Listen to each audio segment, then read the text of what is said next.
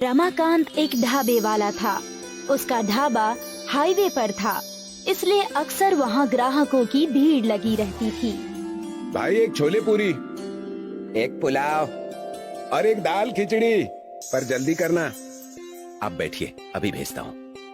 रमाकांत देर तक अपने ढाबे पर काम किया करता था और देर रात जब वो घर लौटता तो उसकी बेटी नीलिमा उसका इंतजार कर रही होती थी। तू सोई नहीं अब तक? आज तक कभी ऐसा नहीं हुआ है कि आपको खाना खिलाए बगैर मैं सो जाऊं। अब तक तो नहीं, पर आगे हो सकता है। और वो क्यों भला? क्योंकि मैंने तेरी शादी के लिए रिश्ता ढूंढ लिया है। क्या पापा, मुझे नहीं करनी शादी वादी। सभी लड़कियां ऐसे ही बोलती हैं और फिर अपने ससुराल जाने के बाद अपने माँ पापा को भूल जाया करती हैं। करती होंगी, पर मैं उन लड़कियों जैसी नहीं हूँ। पापा, क्या आप कोई ऐसा लड़का नहीं ढूंढ सकते जो यहाँ हमारे साथ आकर रहे? घर जमाई चाहिए तुम्हारी बेटी को। बेटा बेटी पराए घर जाए, यही नीति है और यही सही है। मतलब आप मुझे अपने आप से दूर करना चाहते हैं? बिल्कुल नहीं, पर तेरी शादी भी तो करनी ही होगी। मैं तो तेरे लिए ऐसा लड़का ढूंढ रहा हूँ जो तेरा इतना ख्याल रखे कि तुझे हम दोनों की याद भी ना आए। क्या पापा आप भी? अरे, आप दोनों का हो गया हो तो आप खाना खा लीजिए, काफी रात हो गई है। ठीक है। रमाकांत अपनी बेटी से बहुत प्यार करता था, पर ये भी सच था कि बहुत जल्दी उसकी बिटिया पराई होने वाली थी और अब रमाकांत और भी ज्यादा समय तक ढाबे पर काम करने लगा। क्या हुआ मालिक, आज इतनी देर हो गई, हमने ढाबा बंद नहीं किया। देर तो हो गई है, सोच रहा हूँ कुछ और ग्राहकों का पेट भर दूं। वैसे भी बिटिया के ब्याह के लिए पैसे बटोरने हैं। ठीक है मालिक, छोटी मालकिन की शादी बड़ी धूमधाम से करेंगे हम। बिल्कुल। रमाकांत के नौकरों ने भी उसका साथ दिया और वो लोग भी ओवर टाइम करने लगे। 1 महीने बाद नीलिमा को देखने लड़के वाले आए और उन्हें नीलिमा पसंद आ गई।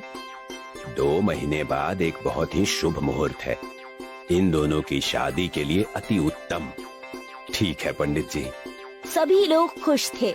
नीलिमा की शादी तय हो गई थी। रमाकांत यहाँ वहाँ से पैसे जोड़ने लगा। वो नहीं चाहता था कि उसकी बेटी की शादी में कोई कमी रहे।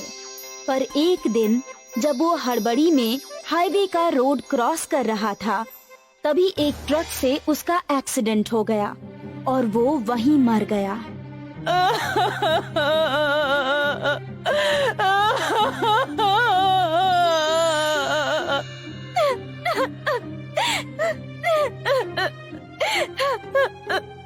जिस घर में डोली उठने वाली थी, उस घर में पिता की अर्थी उठी। सरिता और नीलिमा के जीने का सहारा ही चला गया। कुछ दिनों बाद किशोर रमाकांत के घर आया। भाभी, रमाकांत भाई ने मुझसे 2 लाख रुपए उधार लिए थे। कहा था कि बिटिया की शादी है, बाद में लौटा दूंगा। अब वो तो नहीं रहे, अब मेरे पैसे कौन लौटाएगा? उन्होंने मुझे इस बारे में कुछ नहीं बताया भैया। वो सब मुझे नहीं मालूम। अब ये बताइए, मेरे पैसे कौन लौटाएगा? मैं लौटाऊंगी। मेरे पिताजी का सारा कर्ज मैं लौटाऊंगी। आप बस मुझे 6 महीने की मोहलत दे दीजिए। ठीक है बेटा, मैं 6 महीने बाद वापस आऊंगा, पर तब तक पैसे तैयार रखना। सरिता ने अपना सर पकड़ लिया।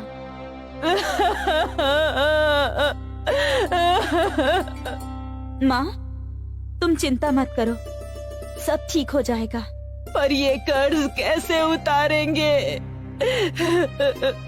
काम करके मैं पिताजी का ढाबा चलाऊंगी। पर बेटा, तू कैसे ये सब करेगी? कर लूंगी माँ, पिताजी है ना मेरे साथ। और अगले ही दिन नीलिमा ढाबे पर चली गई। काका, आज से मैं ढाबा संभालूंगी। ठीक है बेटा, तुम्हारे पिताजी के हम पर बहुत एहसान है, हम सब तुम्हारा साथ देंगे। आपसे यही उम्मीद थी। ढाबे पर गाड़ियां रुकने लगी और लोग खाना खाने आने लगे। नीलिमा सबका ऑर्डर और पैसे लिया करती थी। सुबह से रात तक वो ढाबा संभाल रही थी। ढाबा बंद करने के समय नीलिमा ने हिसाब जोड़ा। आज तो बस 3,000 का ही गल्ला हुआ है, जिसमें बस 1,500 का मुनाफा।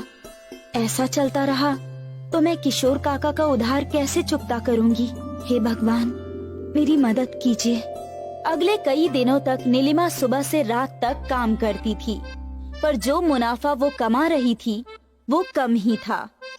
वो बिल्कुल भी संतुष्ट नहीं थी। कई दिन बीत गए। एक रात सारे नौकर चले गए और नीलिमा ढाबा बंद कर रही थी। तभी एक बूढ़ा साधु उसके पास आया। बेटा, 2 दिनों से भूखा हूँ, कुछ खाने को हो तो दे दो। आइए, बैठिए। पर बेटा, मेरे पास तुझे देने के लिए पैसे नहीं हैं। कोई बात नहीं। नीलिमा किचन में गई तो वहाँ सब्जी थी पर रोटी नहीं थी। नीलिमा ने देखा कि रुमाली रोटी का आटा रखा था। उसने तुरंत चूल्हा जलाया और मटके पर 2 मटका रोटी बनाई और सब्जी के साथ उस साधु को परोस दी। वो साधु बहुत भूखा था। खाना देखते ही खाने लगा। जब उसका खाना खत्म हुआ तो उसने हाथ धोए। धन्यवाद बेटी, तुमने एक भूखे का पेट भरा है। भगवान तुम्हारा हमेशा भला करेंगे। मैं भगवान से तुम्हारे लिए प्रार्थना करूंगा। मेरे लिए नहीं, मेरे पिताजी के लिए प्रार्थना कीजिएगा। वो अब इस दुनिया में नहीं है। पल भर में उस साधु ने नीलिमा का अतीत जान लिया। तू बहुत ही साहसी है बेटा, और तेरे इस संघर्ष में मैं तेरी मदद करूंगा। जिस मटके पे तूने ये रोटी बनाई है, आज से वो मटका जादुई बन जाएगा। जो भी उस मटके पर बनी रोटी खाएगा, वो अपने आप को दूसरी खाने से रोक नहीं पाएगा, और तू दिन दुगनी रात चौगुनी तरक्की करेगी। नीलिमा ने उस साधु का आशीर्वाद लिया और फिर वो साधु चला गया और नीलिमा ढाबा बंद करके अपने घर चली गई। अगली सुबह नीलिमा ने ढाबा खोला और रोज की तरह ग्राहक आ गए। एक ग्राहक ने मटका रोटी ऑर्डर की। एक और मटका रोटी। उसने दूसरी भी खा ली। एक और देना। अरे भाई, तू ये तीसरी मटका रोटी मंगवा रहा है? क्या करूं, इतनी स्वादिष्ट मटका रोटी मैंने अपनी जिंदगी में कभी नहीं खाई। तू भी चक्कर देख। फिर क्या था, जिसने भी मटका रोटी खाई सब बार बार ऑर्डर करने लगे। दिन भर मटके पर रोटियां बन रही थी। रात में जब नीलिमा ने पैसे गिने तो वो हैरान थी। एक ही दिन में उसकी कमाई 10 गुना बढ़ गई थी। आज का मुनाफा 15,000। वो खुशी खुशी घर गई और अपनी माँ को सब कुछ बताया। बेटा, पर ऐसा कैसे? माँ, ये सब साधु बाबा का आशीर्वाद है। उनके आशीर्वाद से वो मटका जादुई मटका बन गया है। अब जल्दी ही पापा का कर्ज चुकता हो जाएगा। भगवान का लाख लाख शुक्रिया। अब नीलिमा खुश थी। वो खुशी खुशी ढाबे पर काम कर रही थी। 1 महीने बाद किशोर नीलिमा के ढाबे पर आया। बेटा, तुझे याद है ना, 1 महीना हो गया। जी काका, याद है।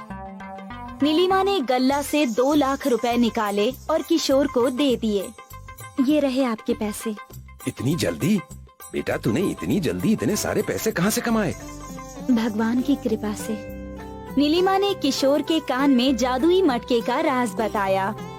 बस तब से ढाबा चल पड़ा है और आमदनी भी बढ़ गई है। अच्छी बात है। तू ऐसे ही तरक्की करती रह। मेरा आशीर्वाद हमेशा तेरे साथ रहेगा। किशोर नीलिमा को आशीर्वाद देकर चला गया, पर उसके मन में पाप था। रात को जब ढाबा बंद हुआ तो किशोर उस जादुई मटके को चुराने ढाबे में आया, पर जैसे ही उसने मटके को हाथ लगाया, मटका गर्म होने लगा। मटका इतना गर्म हो गया कि वो लाल हो गया और किशोर के हाथ जल गए। मेरे हाथ, मेरे हाथ। किशोर को अपने लालच की सजा मिली। उसको जादुई मटका रोटी वाला मटका भी नहीं मिला और उसके दोनों हाथ भी जल गए। इसलिए कहते हैं कि लालच बुरी बला है।